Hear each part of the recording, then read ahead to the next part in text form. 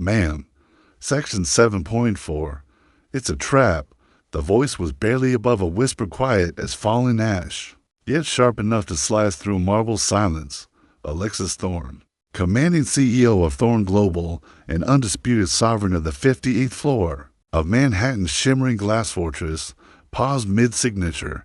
Her fingers, manicured to perfection, froze around the gold-tipped Mont Blanc pen, suspended just inches above the page that would ink the most pivotal deal of her empire's life. A $3 billion merger that could either immortalize her legacy or obliterate it. The warning hadn't come from any suit at the table. It had drifted from the corner, from the shadows of the boardroom, where the unremarkable often went unseen. There, clad in a gray maintenance uniform, stood Jack Rohr. A wrench dangled from one hand, a security badge clipped to his chest. To most, he was the janitor, a man defined by the creak of his mop, the whir of broken elevators. Nobody had paid him any attention until now. The room fell still, air thickening like fog. "Excuse me?" Alexis didn't look up. Her voice was ice-glazed, still controlled, cold, and cutting. She was a woman never required to repeat herself. And yet, Jack didn't blink. His stance didn't waver. The audacity of his words had already accomplished the impossible. He had arrested Alexis Thorne mid-deal, mid-power. "Is this some kind of joke?" hissed Edward Marston, her CFO and closest advisor, his face flushed with outrage. "Who let this guy in during the signing? Get him out." "Now, wait," Alexis murmured, lifting a single hand. Her eyes, sharp as obsidian, now locked on Jack. "Say that again." Jack swallowed hard, but didn't retreat. Section 7.4 of the merger agreement. There's a clause buried there, hidden in the Appendix 1, that hands over executive control. It's not obvious unless you know where to look. Silence ballooned, heavy with suspicion. Edward surged forward. "This is absurd. Alexis, he's making this up. This is harassment." But Alexis didn't move. She capped her pen, folded the contract gently, and stepped away from the table. 3 calm strides carried her across the polished floor, stopping inches from the man who'd just frozen a $3 billion machine. "Who are you?"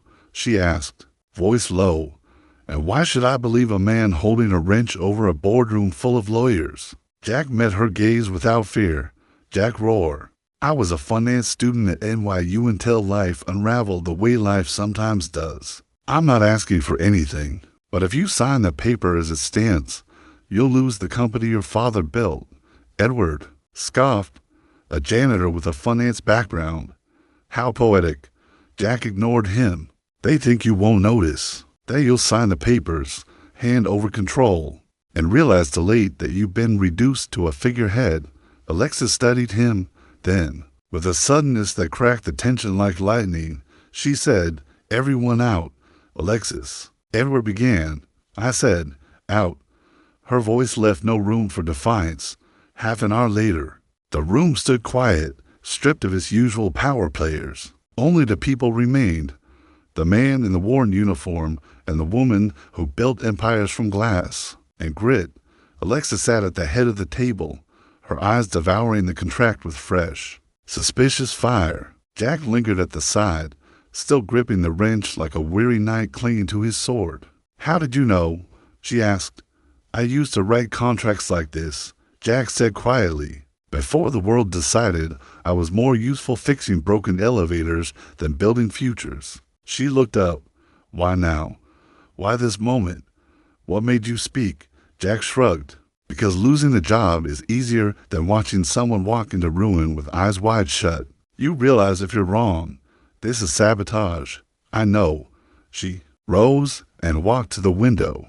Manhattan stretched beneath them, a kingdom of ambition wrapped in steel and sunlight. "Do you have proof?" "Not enough for a courtroom," he admitted, "but enough to make you question who's standing next to you." She turned slightly, voice like a blade pulled from a sheath. "Edward." Jack didn't answer. He didn't. "Have till 8 a.m. tomorrow, floor 56, she said. "Bring what you've got. If I think this is a stunt." She turned to face him, eyes like glacial fire. I'll make sure you never step foot in another corporate building in this country. Jack nodded. That's fair. She walked to the door. Just as her fingers touched the handle, she paused. There are only the kinds of men who interrupt a $3 billion signing, she said, still facing away. Fools, or those who've already lost too much to be afraid. Jack remained silent, because he was the latter. That night, in a small Brooklyn apartment that smelled faintly of detergent and dreams too long deferred, Jack sat cross-legged beside his daughter. 6-year-old Lily was humming softly, coloring with broken crayons under the flickering glow of a thrifted lamp. "Daddy, why are you so quiet?" she asked.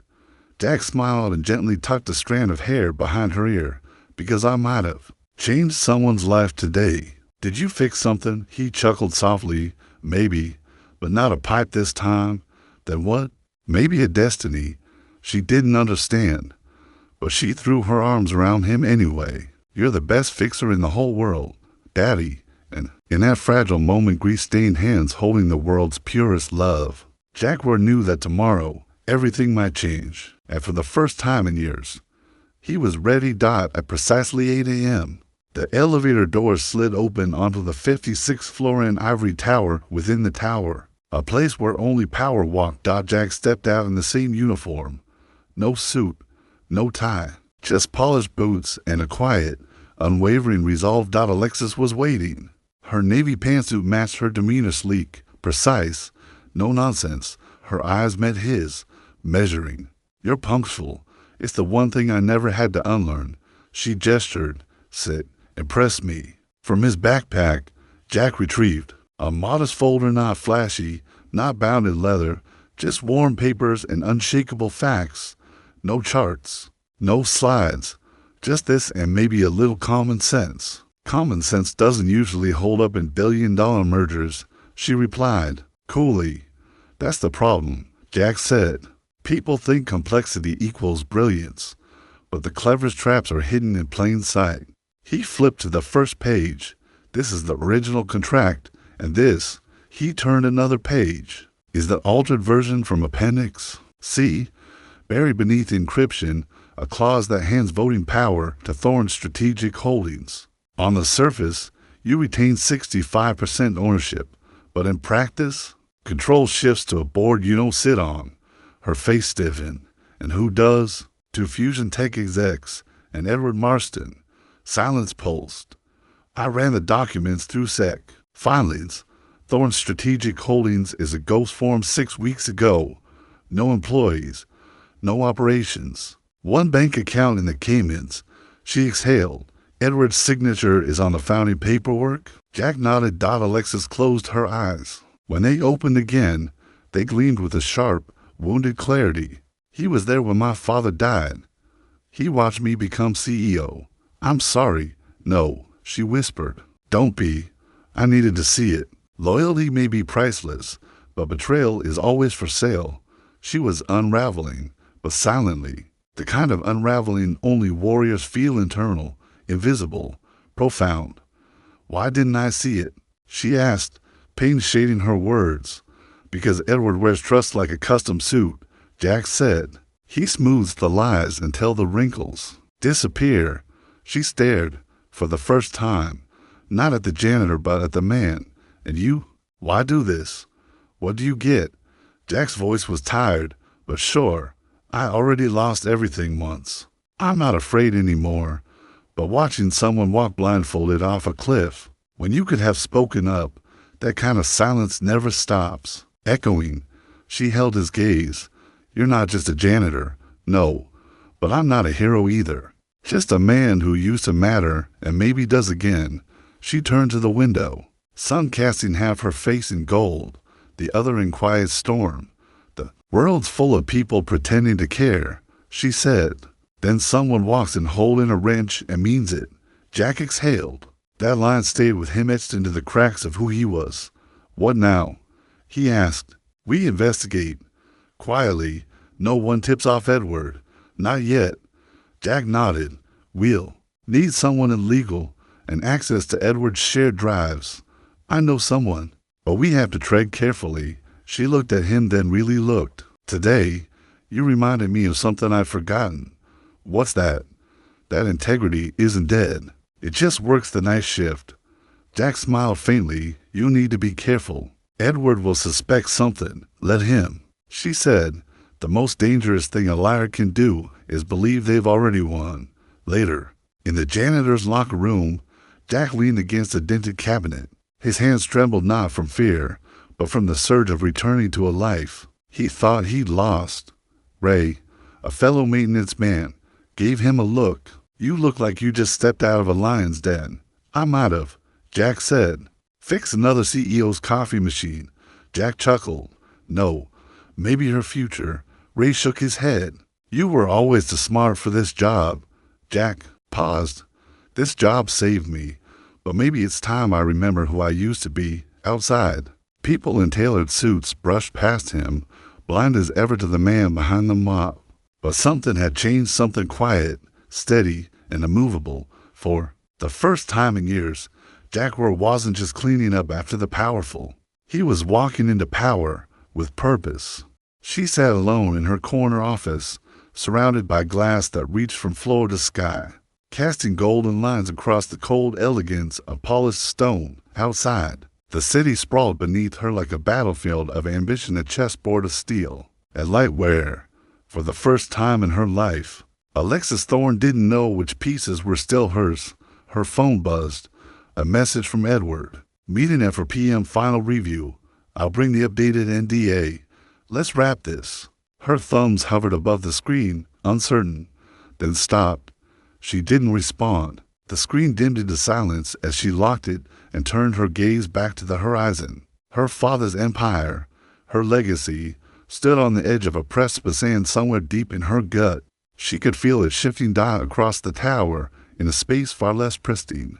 Jack Rohr crouched in a dusty utility closet that had become his secret command post, beneath flickering fluorescent lights and beside a lukewarm pot of burnt coffee.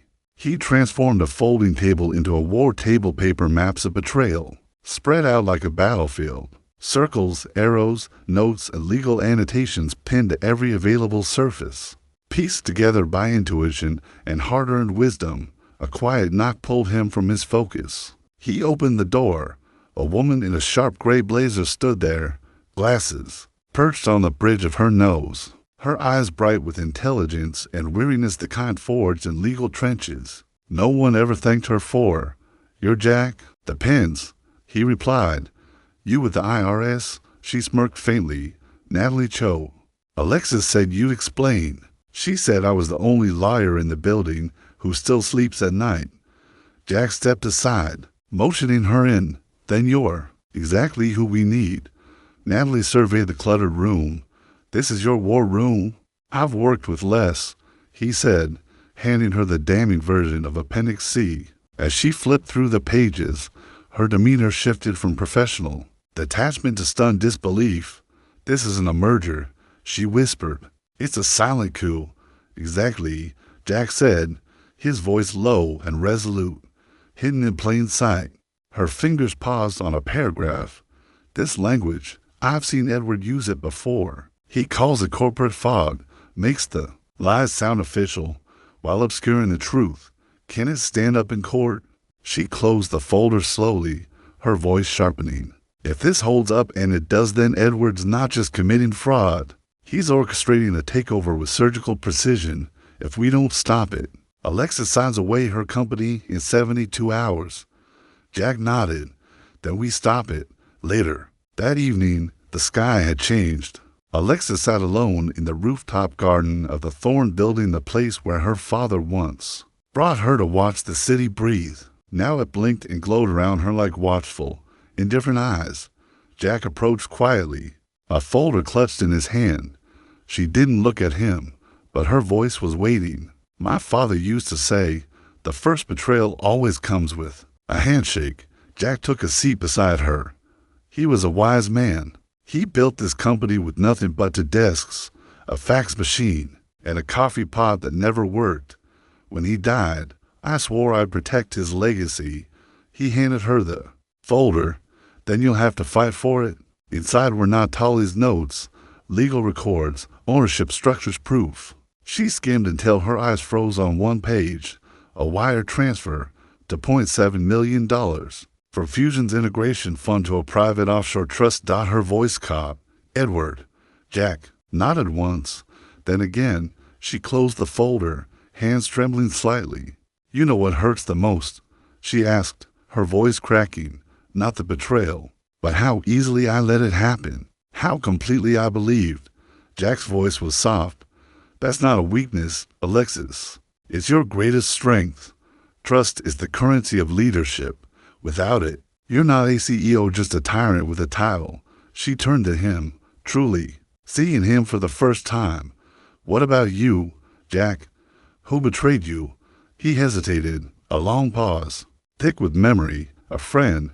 He finally said, we were college roommates. Built a startup from scratch.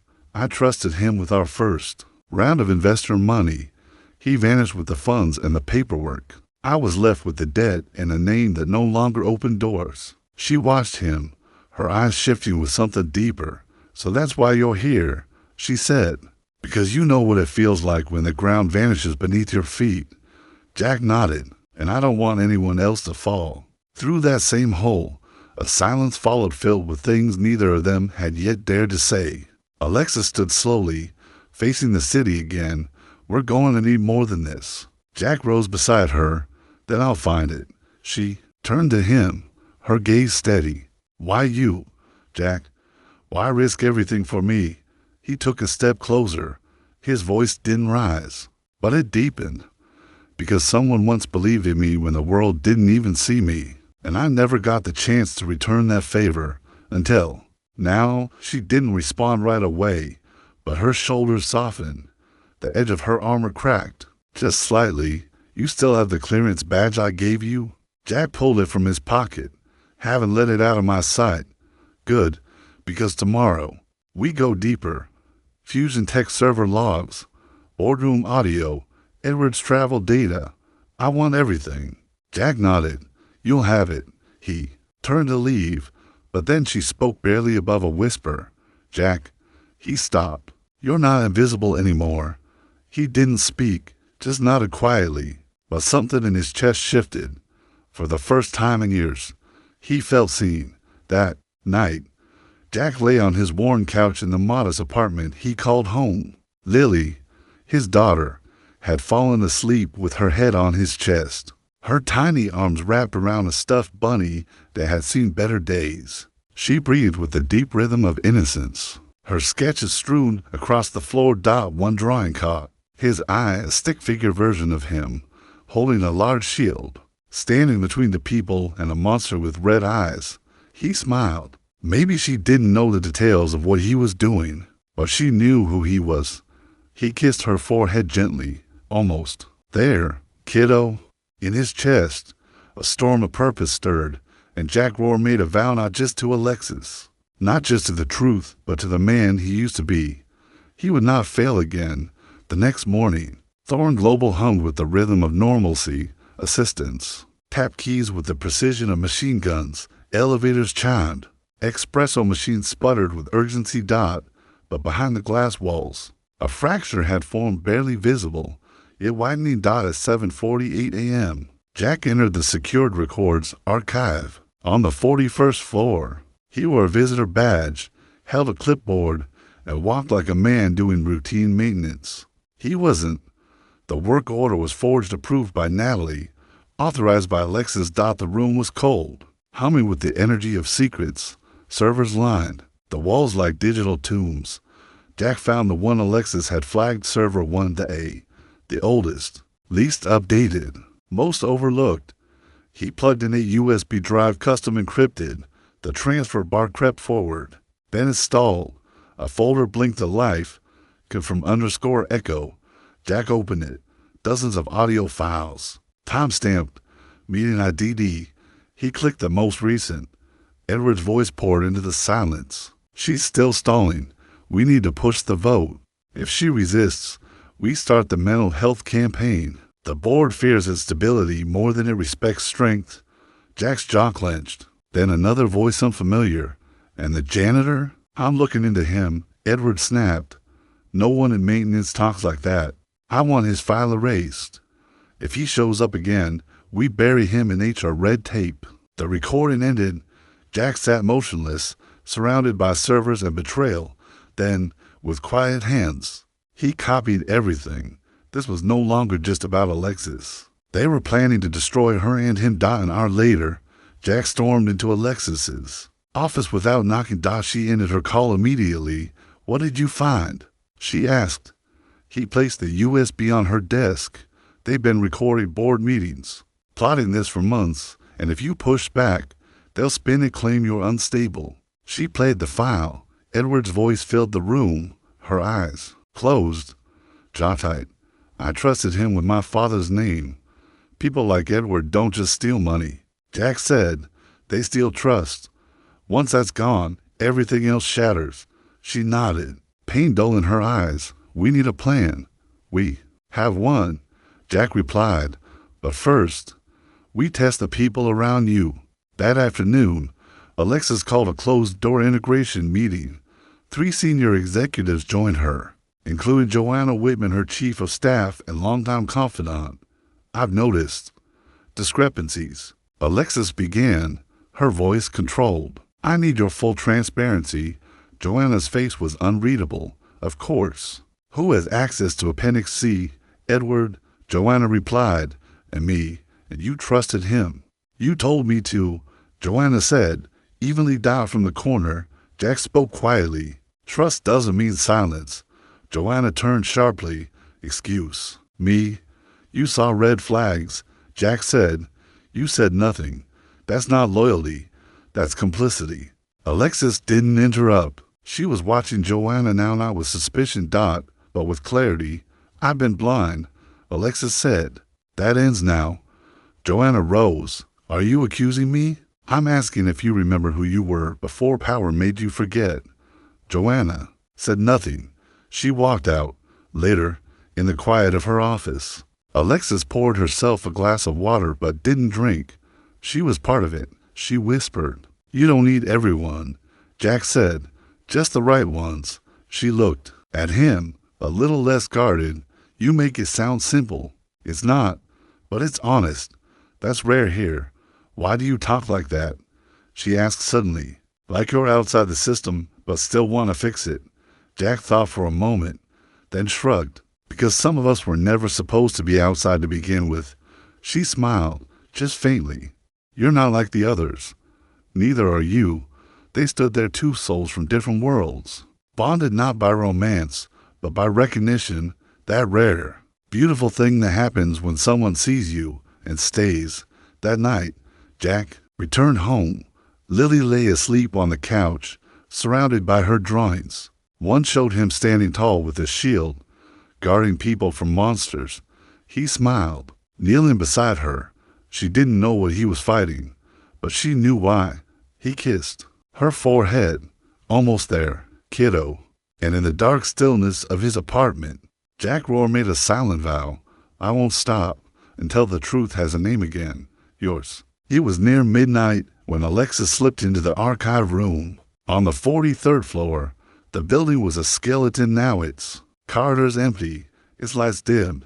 But inside her, there was no rest. She hadn't slept, couldn't. Not after what Jack had found. Not after realizing that Edward, the man her father trusted, the man who watched her rise, had been orchestrating her fall all along. She needed more than suspicion. She needed proof. Not tomorrow. Tonight. That's why she was here, beneath layers of steel and secrecy, heart pounding like a war drum in her chest, breath catching against the cold air of the server vault. The stolen master keycard trembled between her gloved fingers, and yet her resolve was unwavering. Behind her, Jack moved like a whisper, a shadow among shadows, carrying nothing more than a laptop, a portable hard drive, and a burden of truth no one had asked him to carry. No one could have imagined them like this, a billionaire CEO and the janitor with a ruined past locked in this act of silent defiance. Not a week ago, they were strangers divided by power and perception. Now, they were allies threading the needle between justice and exposure. "Server access is limited to 30 minutes, Alexis murmured, Her voice was low, but edged with urgency. After that, the backup protocols flagged a breach. 30 minutes is a lifetime, Jack whispered, eyes already scanning. When you know where the bones are buried, the digital walls fell away under Jack's fingers. In seconds, they bypassed layer after layer of encrypted deception. Edward Marston's digital kingdom hidden behind folders labeled with harmless names, budget drafts, vendor logistics. But truth has a scent, and Jack can smell it. Here, he said. Freezing mid-dash keystroke. A folder blinked open. Fusion Tech merger pre-final revision. 2 versions of the same document appeared on the screen. Alexis leaned, in eyes narrowing then widening with horror. The first version listed Thorn Global with 65% voting control. The second, unseen by the board, stripped her down to 15%. The demotion dressed in legal language. A crowd stolen mid-bow. Jack's voice was low, almost reverent. It's worse than we thought. This version doesn't make you a partner. It makes you a subordinate. Alexis sat heavily into the nearest chair, stunned. Her skin, once glowing with executive polish, now reflected the screen's pale blue light like cracked porcelain. Her voice, when it came, was a ghost. He stood next to me at my father's funeral, she whispered. He held my hand when we buried the man who bled to build this company, and now he's selling off his bones. Jack said nothing. Some wounds weren't meant for words, only space to breathe. His fingers continued their search until they stumbled across another folder. It was labeled simply, Sophia. Jack opened it. A flood of confidential files spilled onto the screen. Emails, encrypted messages, old documents. A video. Jack frowned. Sophia? He asked. Alexis inhaled sharply. Sophia Delgado, she said, voice taut. She was my chief marketing officer. Left 2 years ago. We clashed over ethics. What kind of ethics? She wanted to license our tech to a private military firm. I said no. She quit. Jack clicked the video. It flickered. To life, grainy, black and white, but unmistakable. Sophia sat across from Edward. Their posture was relaxed, their tones too casual for what they were discussing. Alexis will sign it, Sophia said on the recording. She trusts you more than she trusts herself. Edward smirked. Then she's earned what's coming. And then came the chilling part. Cold logistics, dates, transfers, offshore accounts. The cold-blooded carving of a legacy. Alexis didn't flinch, didn't blink. When the video ended, she rose slowly, walked to the glass window, and placed her hand flat against it. Manhattan glittered beneath her like a spider web strung with stars. My father used to say, she whispered, that the true enemy is never the one across the table. It's the friend beside you holding the knife behind their back. Jack came to stand near her. You don't have to carry this alone. She turned to him, pain etched across her features. You don't understand. I've only carried it alone since the day he died. Every decision, every boardroom war. I fought it, solo, because I thought Edward was watching my blind spot. Her voice cracked. But all along, he was aiming for it. Jack gently reached into his jacket and pulled out a photograph, a still image from security footage. In it, Edward and Sophia sat in a quiet cafe, smiling over coffee. A flash drive exchanging hints. The timestamp was from 5 days ago. Alexis stared at it, her hand trembling. This ends now, she said. Her voice was no longer broken. It was sharp and steel. Jack paused. Not yet. Her gaze narrowed. Why not? We don't have enough. They'll say it's fake, taken out of context. Or worse, they'll say you're paranoid. We need the final piece. We need to catch Edward in the act. Alexis nodded slowly. So what do? Jack stepped closer. We bait him. The next morning, Alexis swept into the executive breakfast lounge with the grace of a woman untouched by scandal. Her tailored suit was flawless, her composure unshakable. Edward stood to greet her, all smiles and charm. You look well rested, he said, handing her a glass of grapefruit juice. Funny, she replied smoothly. I slept like someone with nothing to hide. He chuckled. That's the best kind of sleep. I was reviewing the merger contract, she added lightly. Section 7.4, specifically. Think you can walk me through it again? There it was. A flicker, the blink of hesitation in his eyes. Barely a moment, but enough. Of course, he said, regaining rhythm. Let's schedule something. Tonight, Alexis said. Just you and me. No distractions. He paused, calculating. Sure, tonight. Across the room, hidden near the service hallway, Jack watched. He saw the tightening of Edward's jaw, the glint of suspicion. The trap had been set. That night, Alexis met Jack outside her office. In her hand, she held a small, sleek device, voice recorder. She said, "Playing it already." Hidden near the wine decanter, Jack nodded. "Are you ready?" She looked at him not as a janitor, not as a subordinate, but as someone who had shown her the truth beneath the marble. "I've been ready my whole life." As Alexis stepped into the lion's den, Jack disappeared back into the shadows where he belonged, not to be seen, but to ensure everything else would be.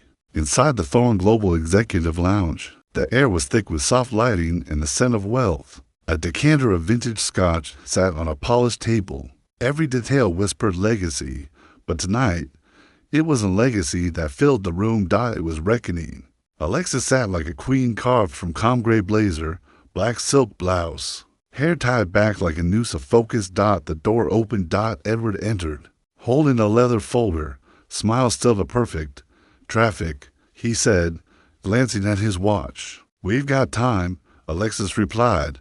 They sat. The dance began.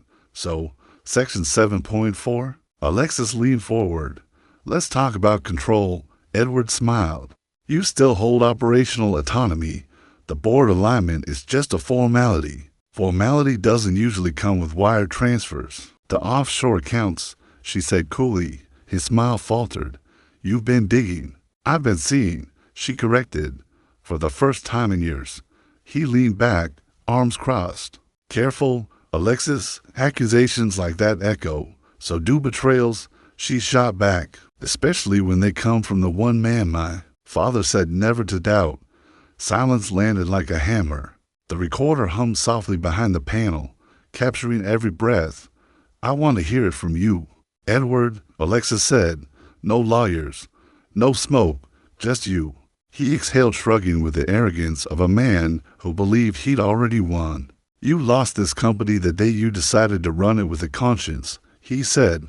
She blinked once. "Slowly, you turned down defense contracts, passed on billion-dollar oil deals. You poured money into green tech and programs that won't break even until I'm dead." He leaned forward. "You're not a CEO, Alexis. You're a bleeding heart and heels. And I'm doing what the board's too polite to say." She didn't move, didn't flinch. "A hostile takeover," she said. "A rescue," he replied. He stood, closing his folder. "And when the merger goes through, you'll get a golden parachute, a board title, a fake thank you, all the trappings of grace." She rose too, but her eyes had changed. "You mistook kindness for weakness. That was your first mistake. And the second?" he asked, his tone mocking. "Thinking I'd let my father's legacy rot while you sit on a throne made of lies." Before he could answer, the door opened. Jack stepped in, calm and steady, holding the recording device. "Hi, Edward," he said. "Caught the whole act. You missed your calling. Hollywood's loss." Edward's face drained. "You janitor, this is illegal. This is, oh, it's admissible," came a new voice. Natalie Cho stepped into the room, heels clicking, like a metronome of judgment. "As CEO," she said, "Alexis authorized a full internal audit, and your name came up alongside some rather creative offshore banking." She held up a thick file. Edward spun, surrounded now. "I built this company," he roared. "Where were you when we were climbing through recessions?" Alexis stepped forward. "I was remembering who we were and making sure we didn't become what we fought to replace." Security entered. Edward didn't resist. He walked past her, head high but hollow. She didn't look back. Later, she stood alone on the rooftop. The wind tugged at her coat, but she remained still silent, resolved. Jack joined her. "I'm sorry," he said. She shook her head. "You didn't break this. You just turned on the light. They stood in silence, Manhattan twinkling beneath them like a city reborn. Do you think it's possible, she asked, to rebuild from the bones of betrayal? Jack looked out. Only if the bones are still honest. She turned to him. Do you think I am? He didn't hesitate. I think you're the only one in this tower brave enough to bleed for what's right. Her eyes shimmered, but she didn't cry. She didn't need to. Strength had already spoken. Then help me, she said, not just to survive, but to build something better. I will, Jack said, not because I want to save you, but because you were never broken, just buried. And under those cold stars and the first promise of dawn, Alexis Thorne took her first free breath. The next morning, sunlight poured through her office like absolution. The blinds were open. The air was alive. She stood at the glass wall with no makeup, no jewels, just Alexis Dodge's truth. Jack entered quietly, boots echoing softly. You're early, she said. You're glowing. He replied. She turned with a smile. Fired my facialist. Turns out, honesty works better than serums. Jack chuckled. Board meeting in 30. You ready? I was born in that circus, she said. But today, I take back the tent. He studied her, voice quieter now. You don't have to do it like your father did, or the way Edward made you believe you should. She looked at him steady, radiant. Oh, I won't, she said, and the light poured in. She turned to face him fully now, not as a CEO nor as a woman balancing grief with ambition, but simply as someone ready to speak from her soul. You're right, she said, voice steadier than she felt. My father built this company with gritted sweat, his spine, his sleepless nights. Edward tried to hijack it with greed, but I think, she hesitated, exhaling the weight of legacy, I'll rebuild it with grace. Jack's lips curved into a soft, knowing smile. That's a better foundation. And just then, a small knock fluttered at the door, gentle, hesitant. Lily, with her wild curls and boundless heart, peeked in, her hands clutching a folded piece of paper like it was treasure. Miss Alexis, she whispered, her voice light as wind. Alexis's face lit up with warmth, the sharpness of the boardroom melting into something maternal. She walked over and knelt down, so they were eye level. Good morning, sweetheart. Lily handed her the paper with both hands. I made this for you. On the page was a child's drawing, Alexis in a red superhero cape standing tall between towering buildings, holding a shield with a bright pink heart in the center. Beside her was Jack, toolbox in one hand and Lily's hand in the other. Alexis traced the lines with her finger, something catching in her throat. Do I get to keep this? She whispered.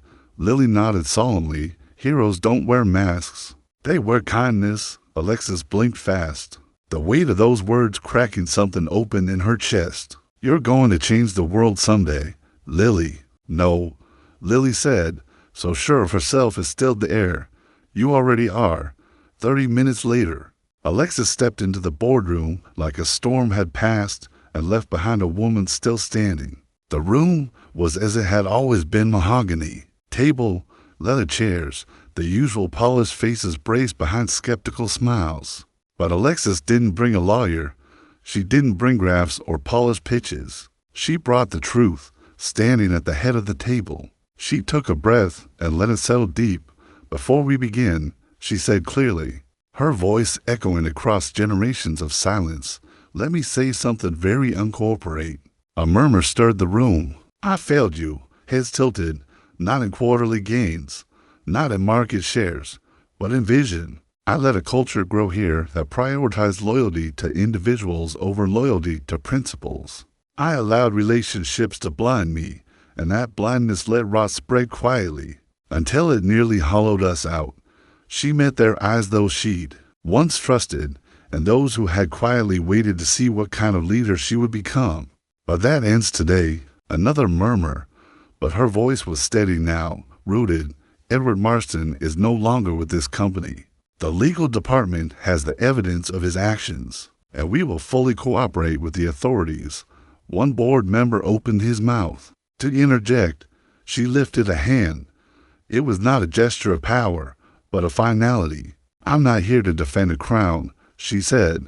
"I'm here to rebuild the kingdom. And that means cleaning house, not just in our executive suite, but in our soul." The air grew still. "I'm proposing a new oversight committee, one that includes real transparency where employees, at all levels, will have a voice in environmental decisions. Bonuses will be tied to values, not just profits, and effective immediately. Every janitor, every cafeteria worker, every often forgotten hand that holds this place together will be part of the company's annual equity program." Now the room froze. Jack, standing quietly at the back with his arms crossed, watched not just a woman reclaim her empire but redefine it, not with fury, but with light. "This isn't about PR," Alexis said at last. "It's about legacy, mine and yours. We get to choose what we leave behind." There was a pause, so wide and reverent it felt like prayer. Then the eldest board member, Mr. Leland, cleared his throat. "Your father once told me," he said, voice thick with memory, "when the winds shift, only the rooted survive. Alexis, today, you proved you're rooted in something far deeper than profit." The vote was unanimous. Later, in the elevator, Alexis stood beside Jack. In her hands was a small wooden box of her father's old cufflinks retrieved from the private drawer. She hadn't opened in years. They felt heavy now, not with grief, but with inheritance. "I've spent so long trying to live up to a name," she said quietly, her eyes on the elevator's steel doors. "Turns out, the name needed me to rewrite its meaning." Jack looked at her, his voice gentle. "You didn't rewrite it. You redeemed it." She turned to him then, reached into her blazer, and handed him a small envelope. He arched an eyebrow. "What's this? Your official title," she said, smirking. He opened it. Inside, a crisp card read, "Jack Rohr, Director of Integrity and Innovation." He blinked, half laughing. "Is that even a real department?" "It is now," she said. "You built it. You just didn't know." Jack shook his head. "I don't have an MBA, you know." "Good," she replied. "I don't want to resume. I want a compass." That evening, the rooftop garden above Thorn Global glowed under a canopy of lanterns and stars. A picnic blanket stretched across the grass. Takeout noodles steamed in paper boxes. The skyline pulsed softly in the distance. "Do billionaires usually eat lo mein out of a box?" Jack teased. Alexis grinned, chopsticks in hand. "Only the ones who remember what it's like to be hungry." Lily, half asleep, curled up against Jack's side, her breathing slowing with each blink. "You know," Jack said softly, "you didn't have to offer me a job." "I didn't," she replied. "I still own the city. I offered you a place." He looked at her then, voice quieter. "You gave me more than that. You gave me a reason to show up again." She met his gaze, and in that silent exchange, there was no corporate armor, no war of status, just a people who had survived the wreckage of trust and somehow were still standing. "Jack," she whispered, "yeah, promise me something, anything, that when this world gets loud again, when the towers start to tremble, and the noise of ambition tries to drown everything out, promise you'll remind me who I am." He didn't hesitate. Every single time, and beneath the stars, the hearts once shattered began to beat in rhythm, not in fear, but in hope. The weeks passed since Edward Marston was walked out under the weight of consequence. And within that time, something unexpected bloomed at Thorn Global. It wasn't just profits, though they were rising. It wasn't headlines, though. The press cautiously shifted its tone. It was trust, a quiet, delicate trust that flowed through hallways and meeting rooms. Employees lingered longer, not out of fear, but faith. Smiles came easier. Coffee tasted better.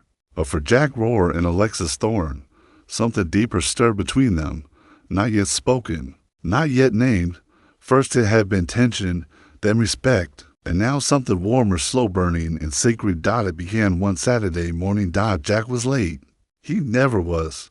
Alexis stood outside a quiet community center in Brooklyn, checking her watch, scanning the sidewalk. Lily stood beside her with a box of crayons and a stack of colored paper. Today's event letters of kindness was her idea.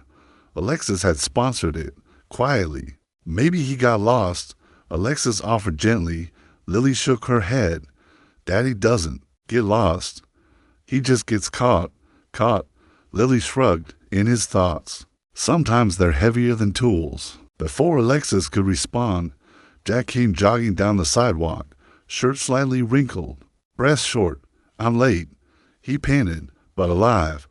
You had me worried, she said, half smiling. Yeah, he said, looking at her really. Looking. I've been a little tangled. They walked inside. Children were already coloring notes for strangers, firefighters, nurses, bus drivers. Lily slipped into the crowd like a spark returning to flame. Jack stayed close. You okay? Alexis asked gently. He hesitated. You ever feel like you've been holding your breath for 10 years, and now you don't know what to do with the air? She nodded. All the time. His eyes scanned the room. Back when Lily's mom left, I told myself I didn't deserve joy, that if I couldn't hold my family together, I didn't get to feel whole again. Jack. But lately, he continued, I keep hearing this small voice, like a whisper beneath everything. He looked at her unguarded. Rah, and it keeps saying, what if you do deserve a second chance? She didn't answer. Instead, she reached for a folded letter from the pile and pressed it into his hand. It was crooked and smudged. Dear stranger, I don't know you, but I believe in you. Please don't give up. Love, Grace, age 7. Jack blinked hard. This wasn't meant for me. Yes, it was, Alexis whispered. All of them are for all of us. Later, they walked a long way back toward the train station. The air was crisp, early autumn curling its fingers around the city. They stopped at a small park bench beneath trees painted orange by the season's brush. Can I ask you something? Alexis said. Sure. Why haven't you kissed me? Jack's head turned, startled. She wasn't teasing. She wasn't flirting. She was simply asking. He exhaled. Because I didn't want to make something sacred feel impulsive. She nodded slowly. And if I told you I've been waiting for something that didn't feel like a transaction or a power play, I believe you. A pause settled between them, heavy with history. Truth is, Jack said quietly, I think I've loved you longer than I realized. She turned to him, eyes glinting. Then let's unfold slowly, she whispered, honestly, without hiding. He reached for her hand. And beneath those whispering leaves, something finally exhaled. No fireworks, no crescendo, just peace. The next day, Alexis took them north to her father's old lake house, a modest cabin by the water, untouched by time, spotty in reception, but thick with memory. Lily ran down the dock, chasing frogs with the wild abandon of joy. Jack carried the bags inside. Alexis stood at the edge of the water, shoes off, toes in the cold. You came here with your dad? Jack asked. She nodded. Every summer. It was the only place he ever laughed. Jack glanced around. He'd be proud of you. No, she said, eyes on the lake. He'd see me, and that's all I ever wanted. Jack placed his hand gently on her back, not to claim, not to comfort, but to say, I'm here. And for the first time, she didn't feel alone. That night, by the fire, Lily slept in the back room. The flames danced. The silence between them felt safe. I used to think broken things had no place in a world this sharp, Jack said. But now I think it's the cracks that let the light do its work. Alexis turned. You're not broken, Jack. You were just waiting for someone to stop looking through you and finally see you. He smiled, eyes shimmering. I see you, too. They didn't kiss. Not yet, because some moments aren't about arrival. They're about recognition. On Monday morning, Jack stepped off the elevator carrying Lily's forgotten lunchbox. She'd left it in Alexis's office during yesterday's very important meeting, a summit of stuffed animals and invisible tea. Life had found a rhythm. Not perfect, but possible. And for a man who once believed he'd burned through all his good chapters, that meant everything. Morning, Jack. Natalie called from reception. You're glowing. He chuckled. I think it's just the lighting. No. She smiled. It's the girl. He reached Alexis's office and paused. Her voice carried through the closed door, soft, strained. I understand. Yes. No. I appreciate the update. Please keep me posted. A long silence. Thank you for telling me. Jack knocked gently, then peeked in. She was still holding the phone long after the call had ended, her expression composed. Hey, he said, holding up the lunchbox. Forgotten fuel. She offered a faint smile. Thank you, but something in her had gone still. Bad news? He asked. She hesitated. It's about my mother. Jack blinked. I thought you didn't. I don't. She interrupted, then softened. I haven't. Not in years. And in that pause, a new chapter hovered waiting to begin. She rose quietly, her body stiff with the kind of weight that doesn't sit in muscles, but in marrow. Each step to the window felt deliberate, as though she were crossing a fragile boundary between past and present. I got a call, Alexis murmured, her voice a hushed echo against the glass. From a palliative care center in Oregon. Jack stepped beside her, silent, present. She was admitted 3 weeks ago, Alexis continued, eyes fixed far beyond the skyline. Under a different name, terminal cancer, stage 4. Jack didn't speak. He knew some griefs didn't require questions, just room to breathe. They found my contact, she said, on a letter. It was in her things, a letter she wrote, but never sent. It was addressed to me, dated 3 years ago. Her voice trembled, but not from weakness, from memory. What did it say? Jack asked, gently. Alexis turned, unshed, tears glimmering, but held back like a dam built from habit. She wrote, I'm sorry for never learning how to love the kind of daughter who didn't need saving. Jack let out a slow breath. That's a lot. She nodded, jaw tight. She left when I was 13. Said I reminded her too much of my father, too sharp, too stubborn, too much. And then she just disappeared. I never saw her again.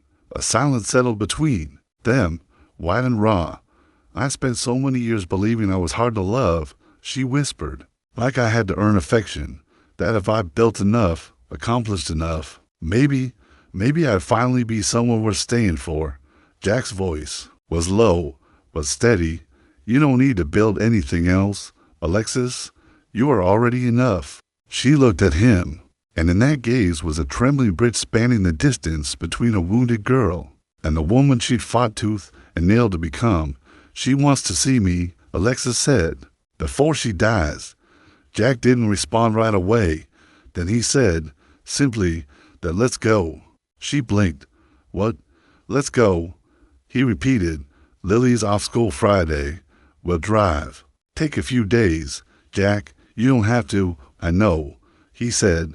That's why it matters. 3 days later, the city disappeared. Behind them, like the ghost of a storm, the road stretched ahead, quiet and open, wrapped in trees and sky. Lily was curled up in the back seat, a crayon still clutched in her small hand. She was dreaming, humming softly in her sleep. Alexis sat in the passenger seat, eyes on the world rolling by, silent but no longer distant. She wasn't closing herself. Off she was bracing. You okay? Jack asked, glancing over at her. She nodded. I'm just preparing. For what? For the possibility that there are no answers, she said softly. No perfect closure. Just an ending that comes too late. Jack nodded. Then maybe don't look for answers, he said. Just look her in the eyes. Show her the woman she missed out on. The hospice was nestled deep in a quiet Oregon valley, where pine trees whispered ancient lullabies and fog rested like prayer over the hills. The building itself was small, serene, less a place of death and more a threshold to something unspeakable. They didn't talk much on the way in. Words weren't needed. A nurse led them through a narrow hallway to a small room where an old woman lay asleep. Her face was frail, skin nearly translucent like the outline of a life too long lived in exile from love. Alexis froze in the doorway, her breath hitching. Jack touched her shoulder, grounding her. You don't have to go in. But she shook her head, steel rising beneath the ache. No, I do. She stepped inside. Her mother stirred, her eyelids fluttering open. for a heartbeat. Silence ruled the space between them. Then, in a voice as thin as parchment, her mother whispered, "You came." Alexis's throat closed. "I got your letter," she said, her voice barely audible. Tears welled in the old woman's eyes. "I didn't know how to be a mother," she rasped, "especially not to someone as brilliant and bright as you." Alexis knelt beside the bed, her knees hitting the floor like an offering. "I spent years trying to hate you," she said, "but it never quite worked. I just wanted to know if I was ever enough." Her mother reached a trembling hand toward her cheek, a gesture decades late and yet somehow still sacred. "You were too much," she whispered, "and that was my failure, not yours." Alexis swallowed hard. "Then say it," she begged. "Say you love me, even if it was broken." Her mother's voice cracked open. "I love you. Every day I stayed away because I thought you were safer without me. But I was wrong." Alexis closed her eyes, her hand enveloping her mother's. And for that moment, there were no legacies, no titles, no skyscrapers, only a daughter holding her mother's hand, while time slipped quietly between them like river water. That night, Alexis sat on the hospice porch, wrapped in Jack's coat. The air was cold, but not cruel. Lily was asleep again, tucked safely inside. Jack appeared with 2 mugs of tea, steam curling toward the stars. "How do you feel?" he asked. "Empty," she replied, but somehow louder. She turned to him, voice softer now, all sharpness melted. "I think I've spent my whole life waiting for someone to choose me, not out of guilt, not out of obligation, just because they wanted to." Jack took her hand gently. "I'm not here out of pity." "Then why?" she asked. He looked her in the eye, the truth in him unguarded. "Because loving you feels like coming home to a part of myself I thought was gone forever." She looked down at their hands intertwined, then up at him again, then stay. He didn't speak. He didn't need to. He just leaned in slow. Reverend Tan kissed her with the kind of tenderness that isn't born from passion, but from presence. From finally being seen die in that kiss, Alexis didn't feel conquered.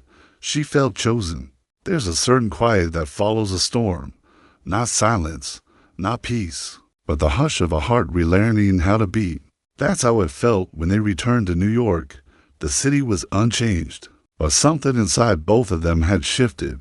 They moved through the world differently now, less armor, more intention, less pretending, more presence. Jack walked into the marble glass lobby of Thorn Global holding Lily's hand. They were laughing at a joke only they understood. Alexis was already waiting by the elevator, radiant in a simplicity no designer could stitch. "You're late," she said, mock stern. Jack grinned. "We stopped for waffles. Waffles don't care about time." Lily raised her hand proudly. "I ate 3. Alexis laughed, the kind of laugh that sounded like it belonged to someone finally unburdened. "Well then," she said, "you're clearly the CEO of breakfast." The elevator chimed open, and they stepped inside. 3 people who had once been strangers, each orbiting their own quiet wounds. Now, they were gravity to one another, but no true story ends without a final test dotted. Arrived wrapped in a manila envelope, delivered by a courier whose hands trembled as he handed it over. Natalie found Jack in the break room. "There's something you should see," she said, her voice grim. Jack opened the envelope slowly. A legal petition, request for full custody, from Lily's maternal grandparents. The room seemed to tilt slightly. Moments later, Alexis appeared in the doorway as if drawn by instinct. "Jack." He handed her the papers without a word. She read them, her expression hardening.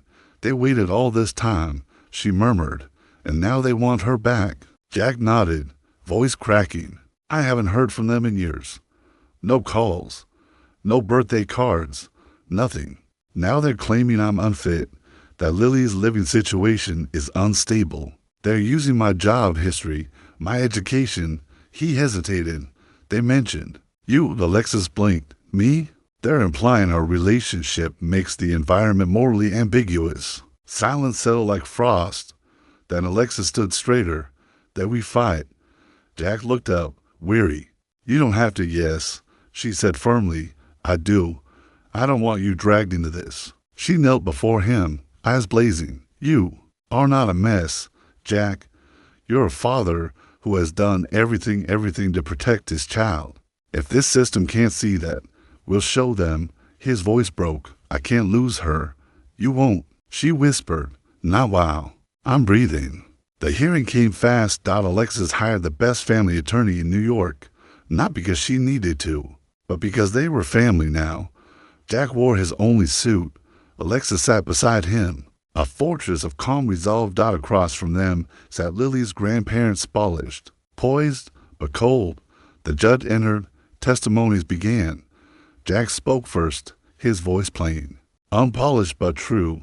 Your Honor, I don't have a mansion. I don't have degrees, but I have love. I pack Lily's lunch. I braid her hair badly. I walk her to school. I read to her every night. I see her. I know her. And that's not something money can measure.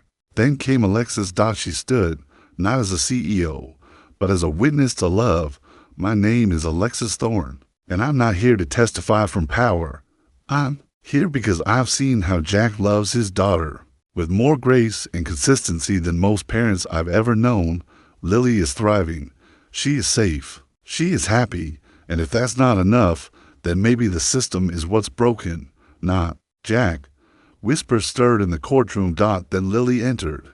A quiet girl with stars in her heart. The judge knelt. Sweetheart, who do you want to live with? Lily looked at her father. Then at Alexis. Then back. With my daddy and Miss Alexis. She said firmly, because they don't see me like a thing to win. They see me like a person, and I don't want to be a prize. I want to be a kid. Silence. Then the judge's gavel. Custody remains with Miss Aurora. Motion denied. Jack didn't cry, but Alexis saw it, the war leaving his shoulders. That night, they stood on her balcony, 2 glasses of wine in hand. The city breathed below, vast and alive. You held it together, she said. I was scared out of my mind. He admitted. You didn't show it. He turned to her. That's because you were beside me. She smiled. Always will be. Why? He asked. Because the world tried to tell us both that we weren't worthy of love, of peace, of family. And we proved it wrong. She handed him a glass. To truth, she said. He lifted his. To second chances. And in that clink soft, sacred 2 souls once buried by silence stood tall in the light they had built together. Spring arrived not with fanfare, but like a quiet unfolding. Cherry blossoms scattered across the sidewalks like soft confetti from heaven. The wind carried warmth again, enough to make strangers smile, and children chase it like laughter on the breeze. And in a quiet brownstone off Riverside, a family unlikely, imperfect, real was learning how to stay. Laughter drifted from the kitchen, not loud or showy, but full and golden. Lily stood on a stool, holding a whisk like a wand. I declare this pancake royally perfect, she said, flipping it onto a plate with regal flair. Jack raised an eyebrow. Is it edible this time? Define edible. She grinned. Across the room, Alexis laughed, barefoot in jeans, hair in a loose braid. The most powerful woman in a skyscraper city now ruled her world from a kitchen island, with coffee in hand and love in her eyes. You two, she said, smiling, are dangerous together. And maybe they were, but maybe. That's how love works. It doesn't always come dressed in ease. Sometimes it's born in fire, forged in forgiveness, and kept alive by showing up every day, with open hands and hearts that choose each other, over and over again. Asterisk. Jack only leaned in when no one was watching, when the weight of the world paused just long enough for something gentle to slip in. Lily caught them, though, eyes gleaming with mischief and sincerity. She pointed at both of them, commanding attention with the confidence only a child can carry. Today's the big day, she said with a grin. You guys promised. Jack glanced at Alexis, who already had that familiar sparkle in her eye, the one that said, we know, we remember. Jack replied softly, a hand brushing his shirt as though to steady his heartbeat. How could we forget? Alexis added, her smile crinkling at the edges like the corner of a well-loved book. It wasn't a wedding.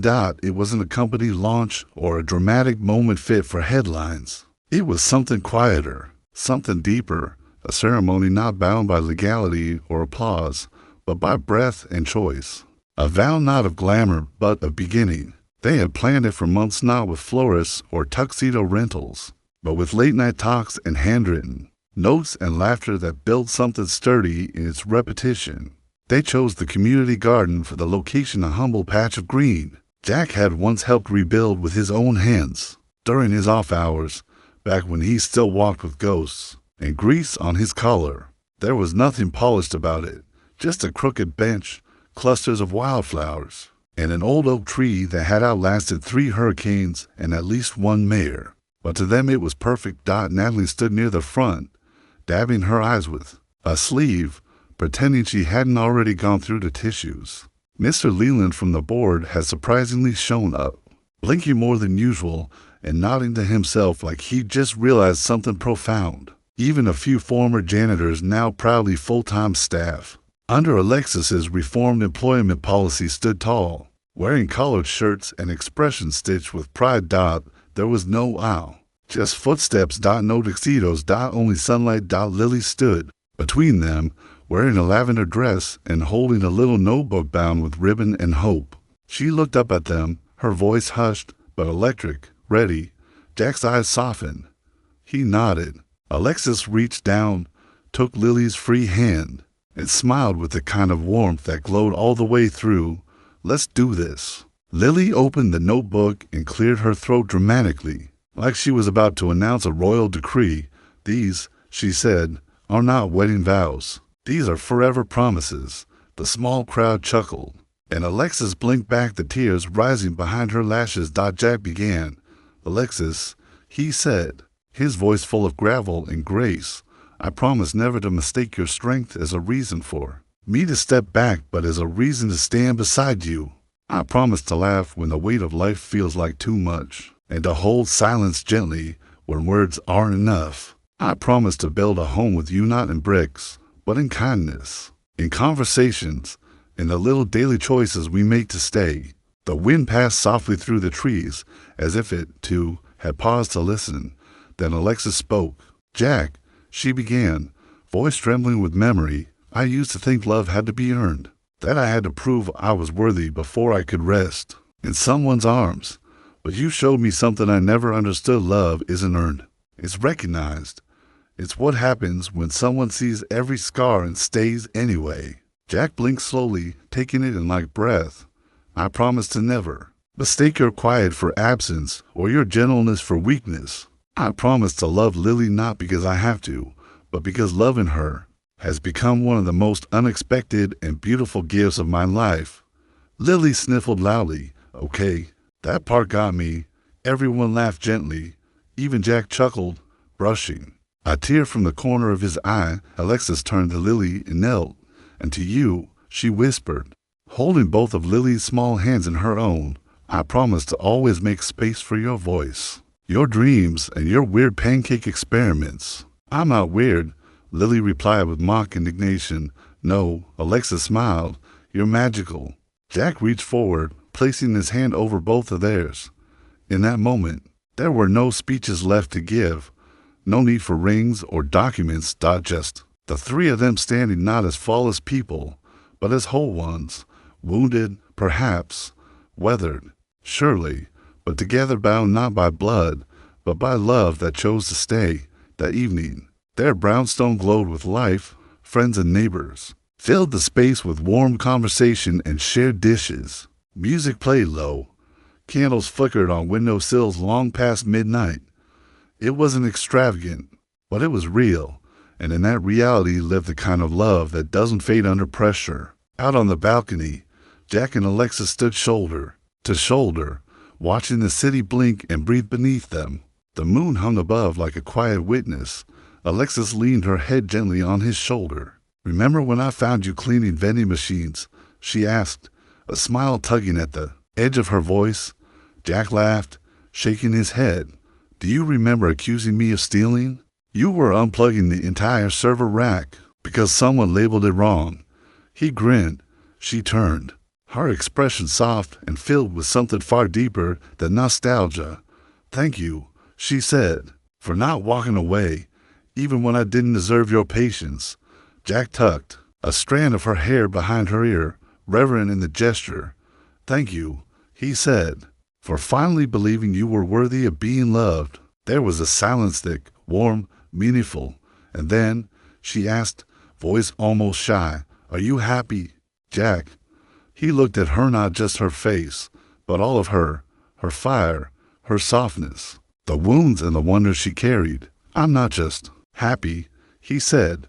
I'm home. Later that night, when the house had quieted and the guests had gone, Lily tiptoed into their room, dragging her blanket like a cape. Jack lifted the covers without a word.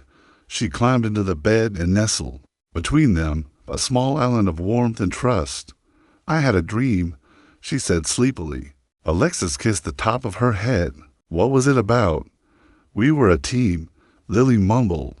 Forever, like the kind that doesn't break, not even when it rains. Jack smiled in the darkness. That sounds more like a memory than a dream. Yeah, Lily murmured. Maybe it was both.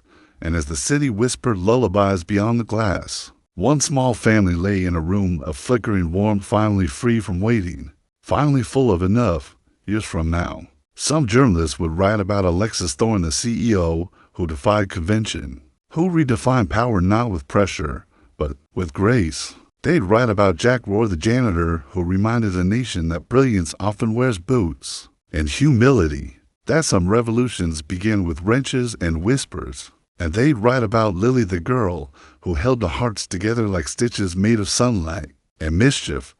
But those would only be footnotes, because the real story, the one that mattered, was never about grand gestures or public victories. It was about the quiet, the steady rhythm of showing up. About coffee cups passed between tired hands, bedtime stories read with warm voices, hard conversations had at kitchen tables, and fingers entwined when words fall short.